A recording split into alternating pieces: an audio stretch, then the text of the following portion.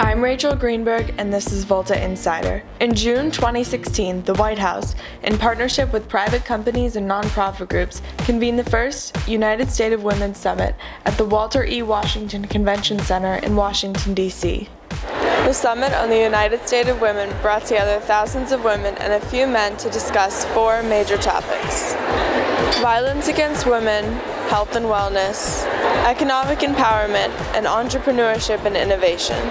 There were information tables for attendees to visit, breakout sessions to go in-depth on various issues, dozens of guest speakers, and several special speakers, including Vice President Joe Biden, First Lady Michelle Obama, Oprah Winfrey, and the President of the United States, Barack Obama. The hosts for the day and key organizers of the event were Valerie Jarrett, Senior Advisor to President Obama, and Tina Chen, Chief of Staff to First Lady Michelle Obama and Executive Director of the White House Council on Women and Girls.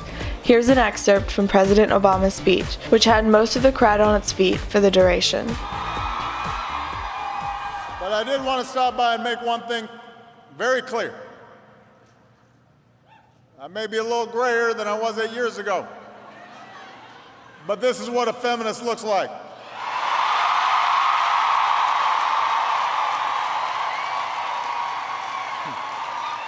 This is the future that we're building. One where all of us, here at home and around the world, are free to live out our dreams. Where our children's aspirations aren't segregated into pink and blue. Where working families don't have to choose between taking care of a loved one and earning a paycheck. Where women and girls, no matter where they live, are free from fear of violence, including gun violence.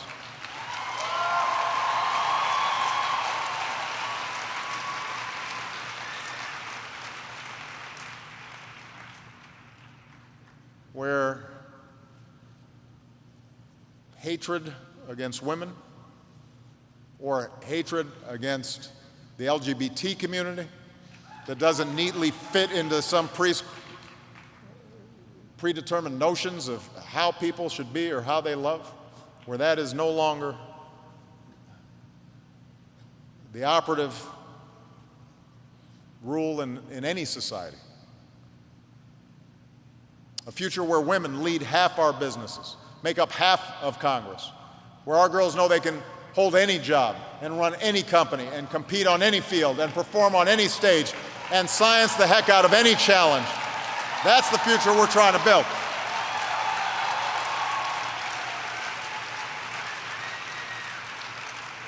And the good news is, this is the future my daughter's generation already believes in.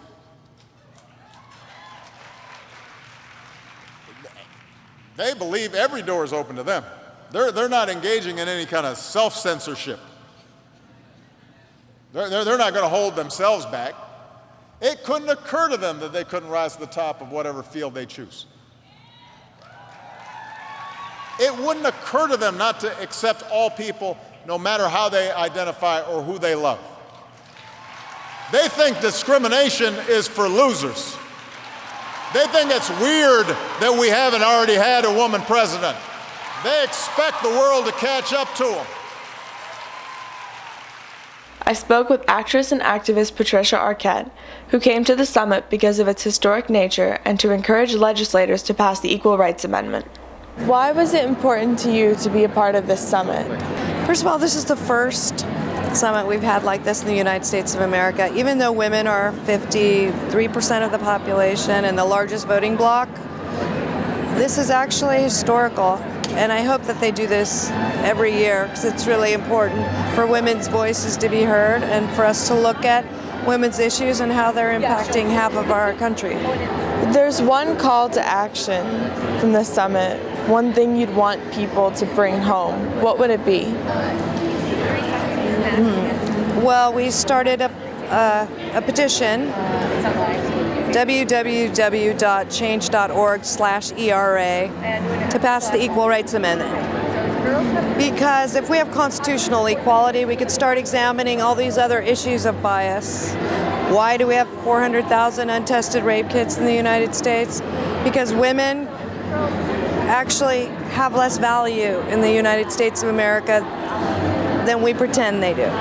So we have to look at these biases. We have to look at bias in the workplace. Again, we need the Equal Rights Amendment to say we have historic economic bias affecting women. We need laws that protect them.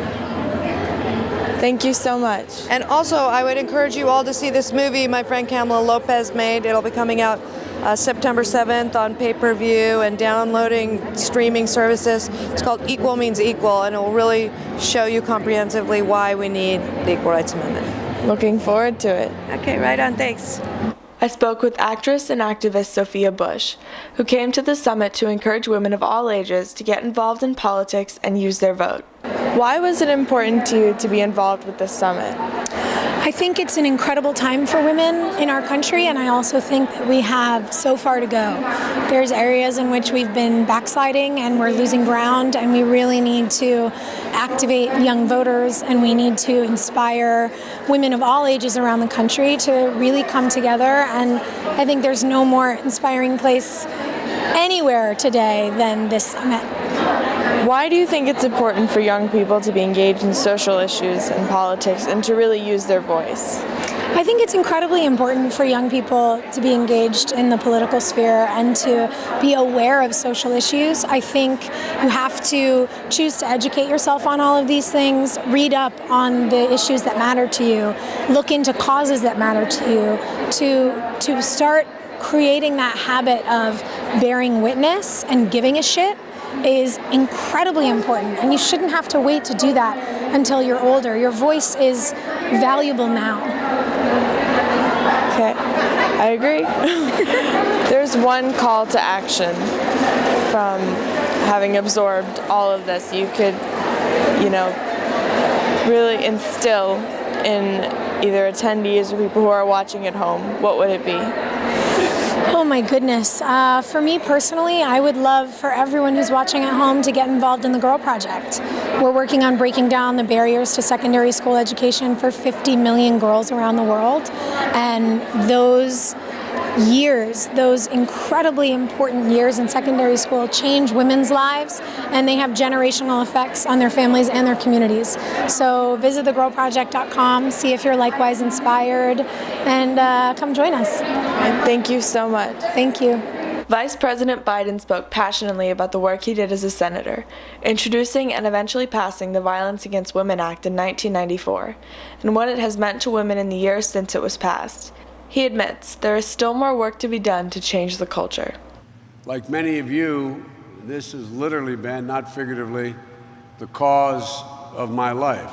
It's important to remember not only how far we've come in America, the Violence Against Women Act, but how much further we have to go.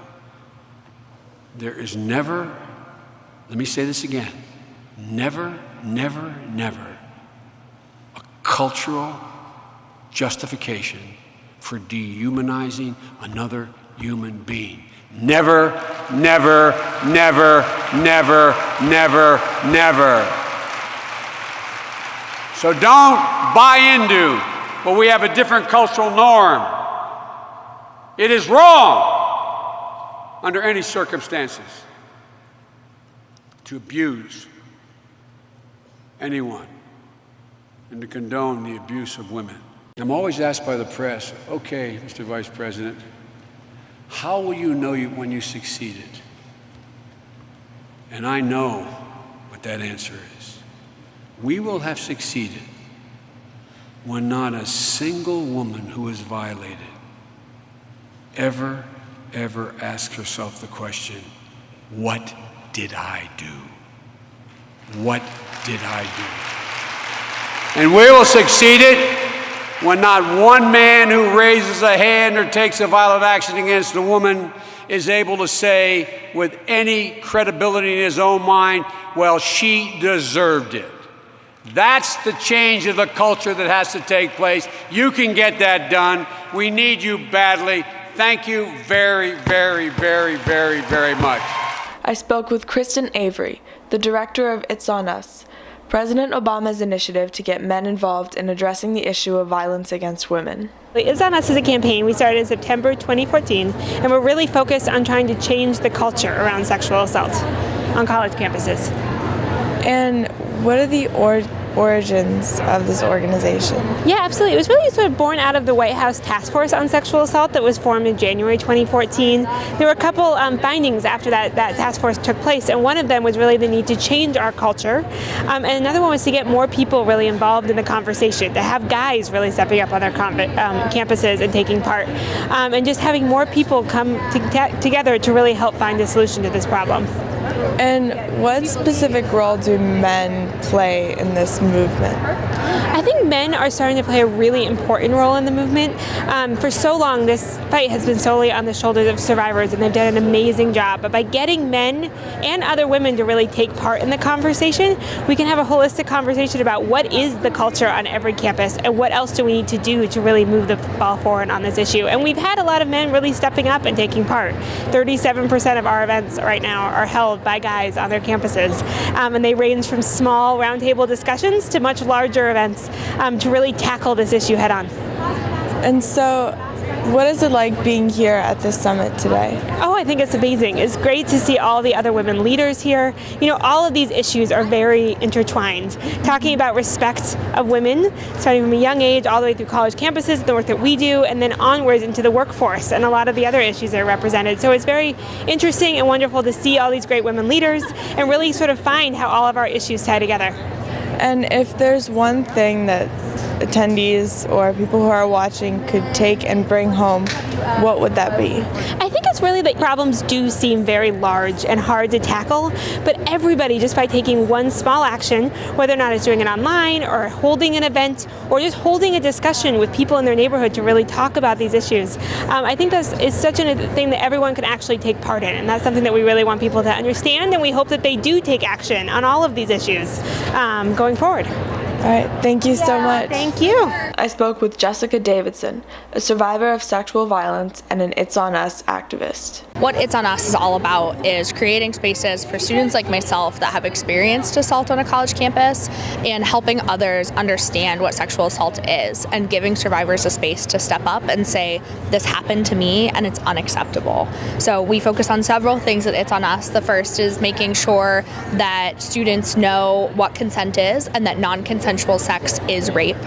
The second is supporting survivors, and the third is promoting awareness and education around these issues.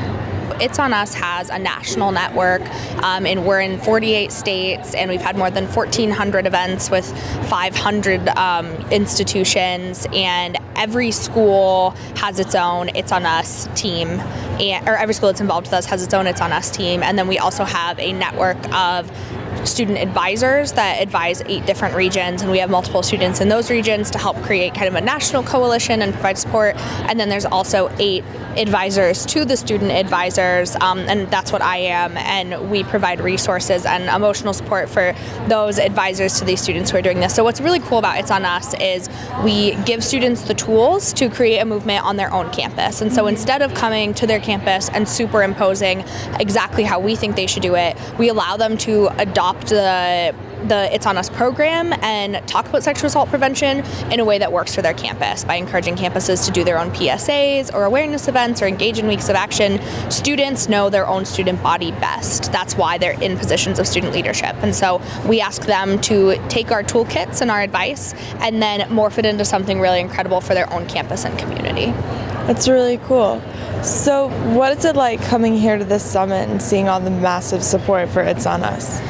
This is absolutely incredible. I graduated from college a week ago, so I was there 4 years ago. Thank you. And the first 2 years of my college experience, my campus had no support for survivors of sexual assault. I remember very specifically one girl was brave enough to report, and every fraternity on campus blacklisted her. She was all over Facebook. We had a very detrimental environment for survivors. I came back exactly 6 months later from studying abroad, and it was like I was on a different campus. We'd started talking about It's On Us. We'd started talking about sexual assault. And from there, it has just been an absolute whirlwind as this has really picked up quite quickly in a national movement. A year ago, the largest room of people that I'd ever spoken to about my assault was 10. And today I talked about being raped in front of 5,000 people and was greeted with love and support. And I think that's an amazing indicator that our society is ready to start tackling sexual assault. We no longer stand for this. It's on all of us to end sexual assault on college campuses and across the country. We appreciate your bravery. And if there's one thing that attendees or people at home could take away from this summit, what would it be? Two come to mind. The first is that women are powerful, women are here to stay, and women are taking over the world. This is incredibly inspiring. More specifically to It's On Us, though, I think it's really important for us to know that our most important job is to make sure that all survivors know we believe you, we support you, you are not alone. Thank you so much. Thank you. From business tycoon Warren Buffett to actress Kerry Washington to tennis icon Billie Jean King, speakers came to inspire the crowd of over 5,000 and spur them into action. I spoke with Erin Kotaro, co-founder and CEO of She Should Run, a group aimed at encouraging women to run for elected office. You guys launched in 2011. Was that in any way inspired by Hillary Clinton's 2008 run for president? What a great question. In many ways it is, because it's really about the women who serve in leadership roles and those who don't that inspire the work that we do. Our goal at She Should Run is really about amplifying the need for more women and girls in office, and it is our intention always to lift up those women who are serving in leadership roles to show others what is possible. And how do you guys apply that? What we saw in the work around women and girls in elected leadership is that there was sort of this void of a singular organization that was not about a specific type of woman or a specific party, but instead about really making that case that all women, no matter their background, their race, their religion, their education level, or where they are in the country, should see elected office as a potential leadership path. And so the work that we do is primarily around public awareness campaigns. We run some creative campaigns to make the case for more women in office, but then we also have a couple of sort of signature programs internally, where one is an Ask a Woman to Run program, where you can come to the She Should Run site at sheshouldrun.org and tell us about a great woman leader that you know, and she will join a community of over 100,000 women who have been nominated in through She Should Run, who are thinking about or not running for office, and we're trying to make the case that they really should. So our programs are really focused on that woman who should be thinking about running for office, but probably isn't just yet. You guys published a book, See Joan Run. Yes. Could you tell us a little bit about that? I would love to talk about See Joan Run. So we took a couple of months to really pull in people from outside of the women in politics community to say, what are we missing in making this case? What is it that who are we not talking to? Because in many ways we were sort of seeing this echo chamber effect where we kept talking to kind of the same people coming to events, same people supporting the cause. We wanted to bring new voices to the table. And what we heard overwhelmingly is that often politics isn't approachable. And for women specifically, that the women figures that we're elevating as role models seem sort of unattainable, untouchable. They're perfect, they're so scripted. They're politicians, they've been trained to be scripted, but you're not making that connection. You're a woman who's like getting it done in your community, or you're a girl who's, figuring out how to make things happen in your school, and you look and you see these leaders and you're not making the connection to how to get from here to there. So in this community of many creatives that we brought to the table, we said, what can we do to build a wider kind of public awareness campaign? And the number one piece that we pulled away from it was like, let's lean into humor. Let's try, there is not enough humor in politics. And so we toyed around with a lot of ideas, and ultimately it was like the creative genius of a number of women that pulled together from the advertising space. And they came up with the idea of taking a reader, or what we call an early reader series. So some of the books that you may or may not remember when you were first learning how to read, that made it really easy for you to be able to connect. So there was a whole series called the Dick and Jane series. Do you remember any of these? I don't. Okay, that's okay. That's okay. So, so for me, I was able to connect with some of these books as a kid. We have some, they're been around for a really long time. I have young daughters. They read them and they think they're really like kind of fun and cute, simple words. So we took this idea of these characters, these really simple characters, and built it into a book called See Joan Run that I have here with me today. And it's a parody. It's a play, like a funny play on this Dick and Jane series that tells the story of Joan. And I should note that we were very intentional about Joan being a woman of color, because we want to, and are very intentional always, to elevate women, all kinds of women who should be thinking about elected office. And so this is the particular character we chose for this book, but we did a lot of spin-offs that were all different types of women thinking about running. And I'll read, not the whole book, but I'll read a page so that you can get kind of a sense of it. Meet Joan. Joan is a leader at work. Joan is active in her community. Joan is a great mother. I'm going to read a couple more pages and then I'll stop. This is Bob and Sue. They think Joan would be great in government. Run, Joan, run, say Bob and Sue. Joan always wanted to run for office, but Joan is not a dick. Is there room for Joan in a world of dicks? Bob says there are too many dicks in office. Run, Joan, run, says Sue. That's so funny. Thanks. What was really great about this campaign is we really had a lot of fun with it, and we were able to get great celebrity partnerships like Shonda Rhimes come in and say, like, what a great story. Amplifying, again, this like bringing new voices to the table, giving people a vehicle to be able to talk about politics in a way that's safe but still funny. And we had over 63 million media impressions with this, which was just an awesome effort. So we're continuing to kind of amplify using humor as much as possible. It's always a good idea. So what was it like coming to the summit today?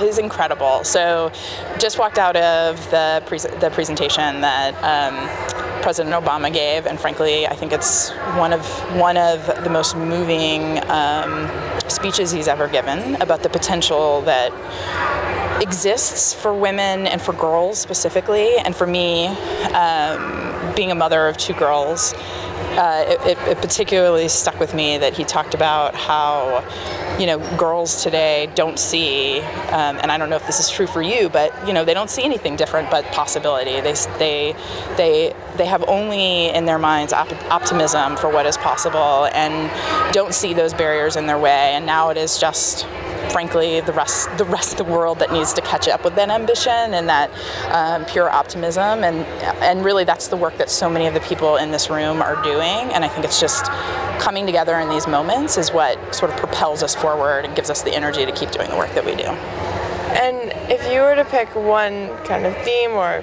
something that was shown today for people to bring back home to their families, or people who are watching maybe aren't in this space, what would that be? I think it's look at the aspiration and optimism that girls have, and remember that we have to work as hard as we possibly can to catch up to that, so that when girls are young women and young adults and women doing everything that they believe they can, that we've made that possible through the work that we're doing today. All right, thank you so much. Thank you for the opportunity. I spoke with Romy Newman, president and co-founder of Fairy Godboss, a website aimed at improving the workplace for all women by creating transparency about company policies and culture. Could you tell us a little bit about that? Yeah, Fairy Godboss is a job and career community for women online, and our mission is to improve the workplace for women by creating transparency. I'm 17, I'm not really sure what transparency is. Is that within the structure? Is that financially? Yes. So in a lot of ways, I think a lot of women don't feel comfortable really sharing their experiences, and a lot of companies don't really understand women don't have good experiences where they work or when they work at their companies. So what we've done is allow women to anonymously review their employer, specifically as it pertains to the experience that women are having at the company. So we have job reviews that allow women to talk about, were they treated fairly?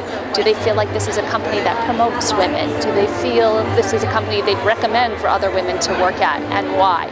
So we're reviewing jobs specifically about what it means to be a woman working at a company. And that way other women can find out and share their voice, but also the companies themselves can really hear it directly from women who work there about the experiences that they're having. And are there any specific stories that you've heard from women who are on Fairy God Boss that really stuck out to you?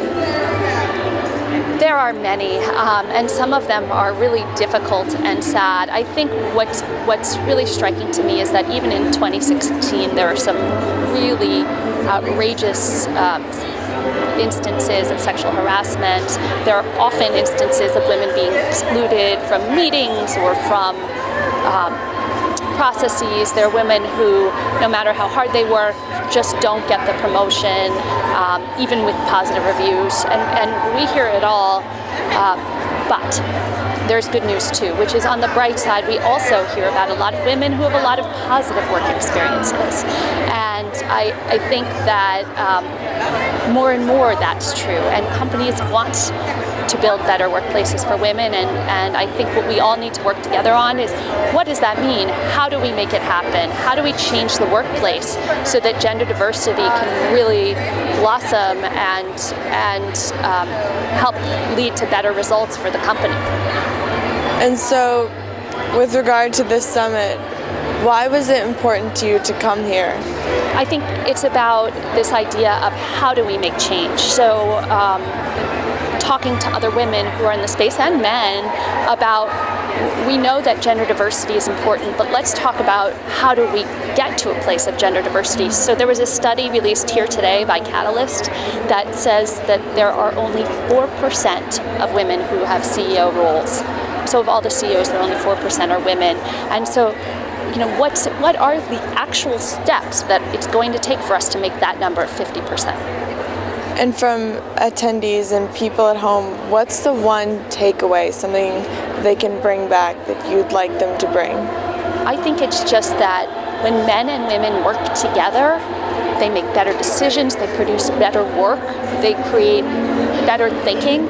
And so gender diversity is great for companies, it's great for government, it's great for you name it, the arts, it's great everywhere. And so the more that we can have men and women working together as colleagues, the better it's going to be for our country and our world. I agree. Thank you so much. Thank you. It was very nice to meet you. I spoke with Christina Hammock, a NASA astronaut from the class of 2013, and what it's like to reach for the stars in what has historically been a boys' club. So, plain and simple, what is it like being an astronaut? Well, for me, it means that I achieved a dream that I've had my entire life, but it's a very challenging, rewarding, and exciting job. Every day is different. We do all kinds of exciting training, and we also do things like this, do outreach to get the word out about what we're doing and the opportunities at NASA. So Mars is the new frontier, that's the new thing. Yes. Has that always been on your mind, or is it just increasing so as NASA's turned more to that?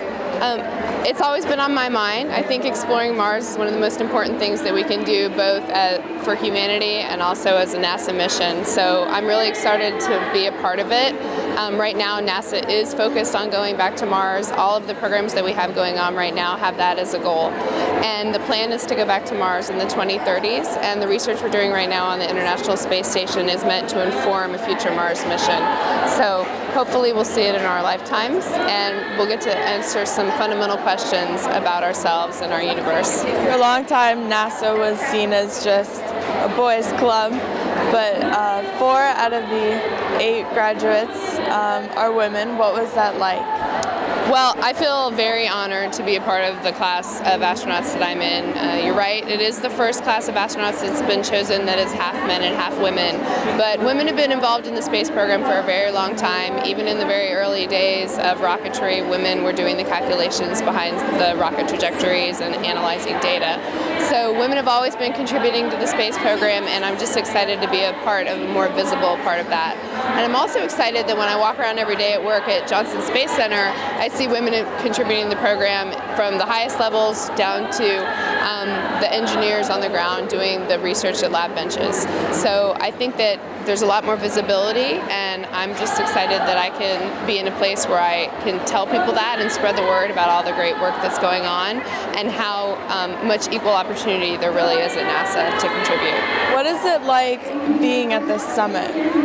This summit is really exciting for me because I usually focus on STEM issues, and I think that's a very important thing. And this conference has really opened my mind to a lot of different issues that are going on and how I can contribute to them. So it's been really fun to be a part of. And if there's one takeaway for people attending or for yourself you'd want people to bring home, what would it be? It would be that it's possible for anyone to get involved and that there are many, many opportunities to excel yourself and also to give back and support other people's issues. Thank you so much. Thank you. The day-long event was topped off by the appearance of First Lady Michelle Obama and Oprah Winfrey. The crowd once again jumped to its feet and were eager to hear their words of wisdom. The best revenge is success, and good work. Yeah. You don't have to say anything to the haters. Yeah. You don't have to acknowledge them at all. You just wake up every morning and be the best you can be, and that tends to shut them up. You know, I've always thought too that the best success comes when you can actually shift your paradigm to service, and obviously you are in a position of public service. Was it a conscious, intentional decision to sort of sit still, be with this place, and then allow your passion to fuel your interest, allow your passion to lead you to all the things you've been able to do with international girls' education, with health and wellness? Was that's a conscious, intentional decision? Absolutely. Yeah. Because in this world, particularly when you're in public service, you're First Lady, the President, and you're interacting with the world, you know, people can smell inauthenticity, you know? They know when you are not what you appear to be.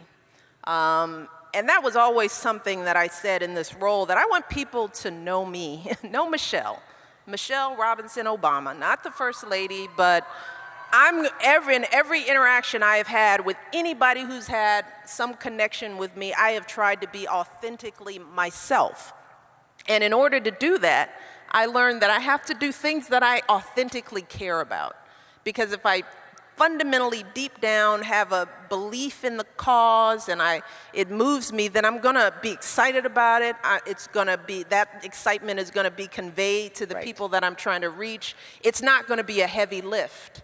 You know, that's why people say, how can you speak in front of all these people and do this every day? Look, I get energy from people, and not everybody in politics, in public service are people. Barack and I really do.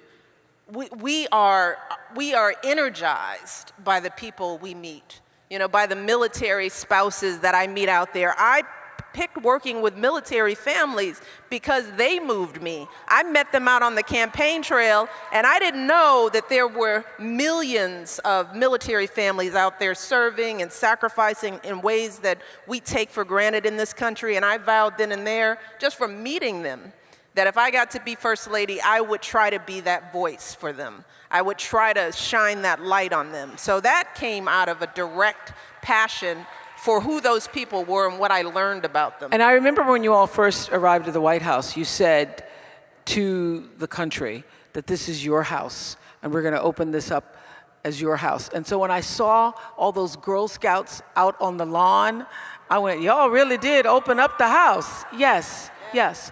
That's been some of the most fulfilling things we've been able to do in the White House. It's really bringing people here who would never, ever get to set foot on that lawn and walk into those doors. I tell my mentees all the time, You know, one of the things I want them to take away when they come, because they come regularly, they come at least once a month, and we sit down and we talk, and they have seminars, and I want them all to know, you walk into the White House every day, and you walk up to the First Lady of the United States and say, hey, Michelle, what's going on? And if you can do that, you can do anything. If you can exist in this space, in this time, in this moment, yes. And there is no class that you can't handle. There's no school whose rejection will make you fold or make you crumble. You've been here, you know, and I've watched so many kids come through those gates and really be in that space, picking, you know, tomatoes with me in the garden, getting to sit in and have tastings at the state dinner, being invited to watch Hamilton. I mean, just watching their eyes, just experiencing things that really only the privileged get to experience, but having it be kids and people who would never believe they would set foot in that house. You see them get empowered and transformed in the process. So many kids, you think their worldview will never be the same. And that's the least we can do as President and First Lady. I think that's the obligation of anyone who lives in that house. But when you think about growing and being empowered yourself, it is what you've been able to do for other people that leaves you the fullest. Yes, that absolutely. That is really the thing. So I don't know. I don't sort of, my growth is incidental. It is it's the lucky gift I get for giving, you know. And like you said, I'm still growing. You know, we are all still growing. I used to tell some of the young people I worked with way back in Chicago days that I used to hate the question, what do you want to be when you grow up? Because it assumes that at some point you stop becoming and you just are something. And that would be a sad thing, you know, to think that this is it. And that's one of the things I've learned, that there's so many phases to life, that this is just, this even as big as being First Lady and living in the White House has been, this is still just a portion of a very bigger journey that I have yet to know the outcome. And I won't know it until I'm laying down. It's just ever evolving, and I think that reality, that this experience has helped me to see that these are just phases, you know, and this has been a very interesting phase and a very impactful phase, but there's more to come. I love you saying that. I'm not through. We ain't through. I'm not through. Thank you for listening to this episode of Volta Insider.